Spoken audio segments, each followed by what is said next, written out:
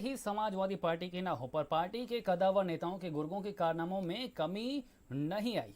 लगातार कागजों में हेराफेरी करके जमीन हथियाने का खेल जारी है और ऐसा ही मामला राजधानी लखनऊ के अर्जुनगंज में सामने आया है। इस मामले पर जब भारत समाचार ने एमआई बिल्डर से उनका पक्ष जानने की कोशिश की तो फोन भी नहीं उठाया गया।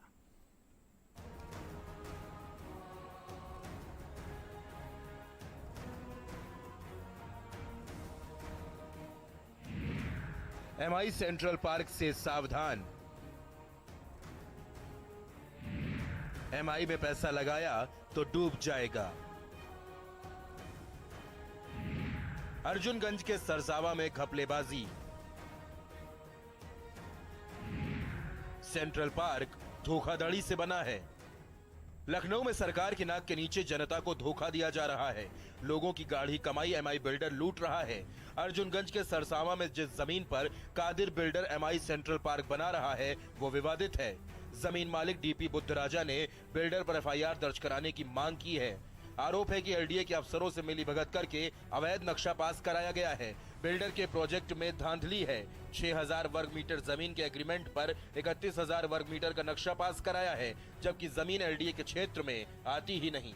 आवास विकास से ये जमीन आज भी अधिग्रहित है। पीड़ित 2015 से इंसाफ की गुहार लगा रहा है, लेकिन बिल्डर कादिर अली के प्रभाव के आगे अफसर नतमस्तक हैं। सरकार के तत्कालीन जो प्रभावशाली नेता अधिकारियों के दबाव में मेरे से जबरदस्ती कादिर अली, कासिम अली, एमआई बिल्डर्स वाले और एक कबीर लवी ने मिलके धोखाधड़ी करके दबाव में मेरे से बिल्डर एग्रीमेंट किया था जो 6000 वर्ग मीटर का था। उसके बाद इन्होंने मेरी पूरी ज़मीन हथिया ली, कब्जा कर ली। उसके बाद इन्होंने नक्शा पूरी ज़मीन का एलडीए से पास करा लिया, जिसका एलडीए के पास कोई अधिकार नहीं था। कारण ये था कि ज़मीन एक्वायर्ड थी आवास विकास के उसमें।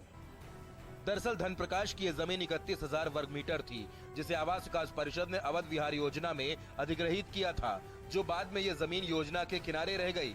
जमीन आज भी आवास विकास परिषद में ही है, लेकिन मोहम्मद कादिर अली बिल्डर ने सत्ता के दबाव में डरा धमकाकर जबरन 6000 वर्ग मीटर का एग्रीमेंट करा लिया।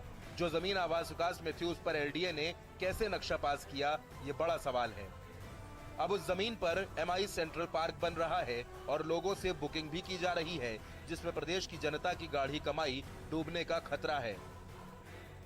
सीएम साहब से गुहार लगाई, हमें उनसे बहुत उम्मीदें हैं कि इसकी कहीं से भी एक सीबीआई से, एसआईटी से, कहीं से भी एक निष्पक्ष जांच करा लें और निष्पक्ष जांच कराने के बाद हमारे साथ जो अन्याय हुआ है उसको दूर करके हमारे साथ न्याय हो, हमारी जो जमीन हमारी हमको वापस दिलाई जाए। सरसावा में एमआई बिल्डर का मैप ग्रुप हाउसिंग के लिए 2015 में पास किया गया था और जो भी औपचारिकताएं चाहिए वो उनके द्वारा पूरी की गई थी। उसी के आधार पर तत्कालीन अधिकारियों ने इसको पास किया है।